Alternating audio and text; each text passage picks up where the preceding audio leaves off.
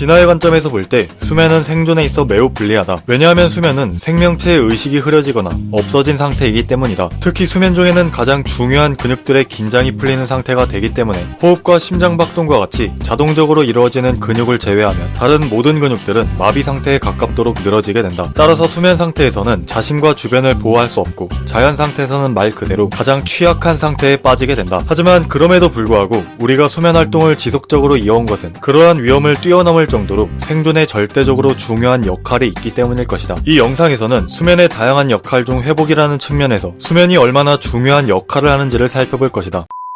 근육 성장의 중요한 세 가지 요소는 운동과 영양, 휴식이다. 또한 근육의 성장은 운동하는 동안이 아니라 운동 후 회복 단계에서 효과적으로 성장한다. 실제로 웨이트 운동을 하는 동안에는 오히려 근육의 단백질 분해를 증가시키지만 운동 후 일반적으로 24시간에서 48시간까지 단백질 합성이 우세하게 일어나게 된다. 따라서 근육의 효과적인 성장을 기대하기 위해서는 운동 후 회복 단계에서 충분한 영양 섭취와 휴식이 필요하다. 그리고 회복이라는 과정에서 가장 중요한 역할을 하는 것이 바로 수면이다. 수면은 가장 정적이지만 동시에 가장 적극적인 회복 활동이다. 독일의 뇌과학자 아임 페터스는 성인의 수면 활동이 대형 공사판과 비슷하다고 설명한다. 그 이유는 성장 호르몬과 관련이 있는데 회복에 있어서 수면이 중요한 이유가 바로 여기에 있다. 신체의 상처 회복과 세포 재생, 근육의 성장 등과 같이 몸의 수리 과정이 활발하게 이루어지기 위해서는 회복과 재생에서 가장 큰 역할을 하는 성장 호르몬이 중요하다. 중요한 점은 성장 호르몬은 깊은 수면 중에 가장 많이 분비되고 낮에는 검출이 안 되는 수준까지 떨어진다는 점이다. 따라서 신체의 회복 활동들은 밤중에 성장 호르몬이 분비되는 기간에 집중적으로 일어난다. 흔히 노화라 부르는 현상은 대개 나이가 들어감에 따라 성장 호르몬 수치가 낮아지면서 발생하게 된다. 나이가 들어갈수록 피로와 상처 회복이 늦어지는 이유 역시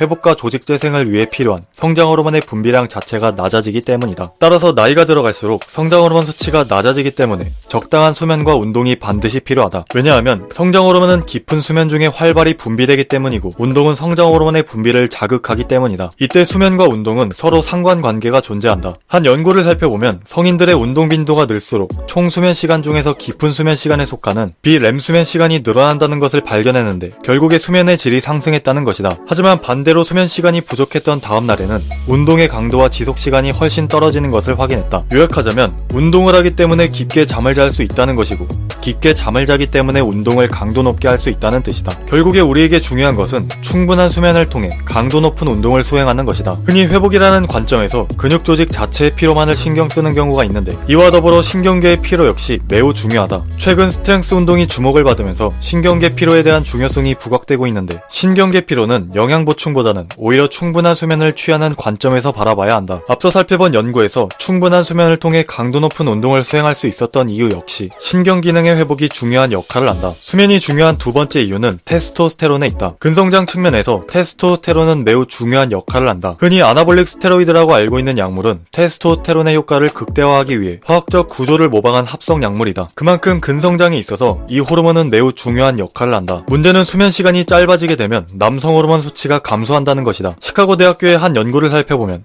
20대 중반의 남성으로 이루어진 한 실험에서 평균 수면 시간을 절반가량 떨어뜨려 5시간으로 감소시킨 후 테스토스테론의 농도를 비교 측정했다. 그 결과는 수면 시간이 5시간인 상태에서 테스토스테론의 수치가 뚜렷하게 낮아졌다. 흔히 술이 근성장을 방해하는 이유 역시 수면과도 관련이 있는데 술을 마시면 더 잠이 잘 오거나 깊게 잠을 자는 느낌을 받는 사람들이 있다. 하지만 이는 단지 의식이 사라진 상태이기 때문에 잠을 잔다기보다는 마취나 기절 상태에 가깝다. 결국 술을 마시게 되면 수면의 질이 급격히 나빠지게 되는데 이는 성장 호르몬과 남성 호르몬의 감소 두 가지 측면에서 모두 부정적인 영향을 준다. 수면의 질을 높이기 위해서 해야 할 일은 정말 많지만 그것들을 지킬 수 있는 사람은 별로 없을 것이다. 하지만 다른 것들은 차치하더라도 수면 시간만큼은 충분히 마련해야 한다. 가장 이상적인 수면 시간은 사람마다 다르지만 평균 7시간에서 8시간을 깨지 않고 자야 한다. 수면 시간을 낮추는 것은 현대사회에서 아직까지도 미덕으로 보는 경향이 강하다. 하지만 우리가 중요하게 봐야 할 점은 수면 시간을 낮춤으로 인해 발생하는 보이지 않는 손해비용을 생각해야 한다. 예를 들어 수면 시간을 낮추면 운동의 강도가 낮아지게 되고 추가적으로 지친 뇌는 학습 능력이 떨어지고 집중력이 낮아지게 된다. 결국에 인지 능력이 평소보다 떨어지는 것이다. 하지만 이러한 부정적인 효과는 눈에 띄는 수치로 보이는 것이 아니기 때문에 사람들은 단순히 자는 시간이 아깝다는 이유로 수면 시간을 줄이게 된다. 우리는 항상 어떤 선택을 할 때 그 선택으로 인해 발생하는 보이지 않는 손해비용을 생각해야 한다. 경제학에서는 이 개념을 기회비용으로 표현한다. 결론적으로 수면 시간 감소로 인한 기회비용을 살펴보면 우리는 자는 시간을 아낌으로써 언제나 보이지 않는 손해를 경험하고 있다. 따라서 수면은 버리는 시간이 아니라 회복을 위해 투자하는 시간으로 바라봐야 한다. 제 영상의 정보가 도움이 되었다면 건강과 운동은 과학이다 채널을 구독해 주시기 바랍니다. 감사합니다.